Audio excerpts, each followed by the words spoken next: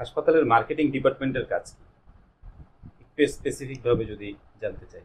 আপনি ধরে নেই আপনি একটা 50 বেডের হসপিটাল ওপেন করছেন। তো আপনার যখন হসপিটালটা ওপেন করবেন, আল্টিমেটলি দেখেন আপনি কিন্তু মার্কেটিংয়ের মধ্যেই চলে গেছেন। কারণ আপনার হসপিটাল যখন নিলেন আপনি তখন কিছু না কিছু প্রচার প্রসার করেছেন। এটাও কিন্তু আল্টিমেটলি এক ধরনের কাইন্ড অফ মার্কেটিং।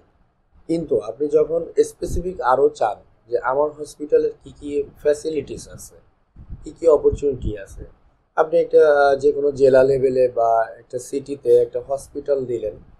আপনার হসপিটালে দেখা যাচ্ছে সিটি স্ক্যান আছে কিনা, এমআরআই আছে কিনা, সিটি স্ক্যানটা কত স্লাইসের, এটা কিন্তু আপনার ডক্টর সরাসরি জানেন।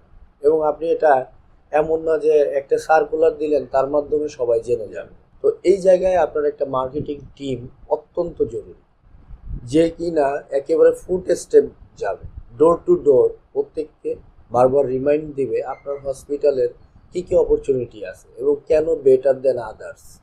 তো তখন আপনার এই যে যে জায়গাটা মানব সেবার জন্য আপনি যে করতে চাচ্ছেন যে না আমি বেটার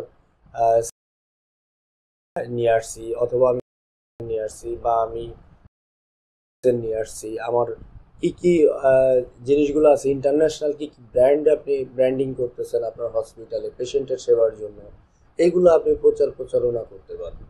তো সেক্ষেত্রে ডক্টররা অনেক সময় আপডেটেড হচ্ছে যে না আমার এই এলাকাতে এত সুন্দর একটা ডায়াগনোসিস হচ্ছে, যেটার জন্য পেশেন্টও আপনাকে রেফার করবে।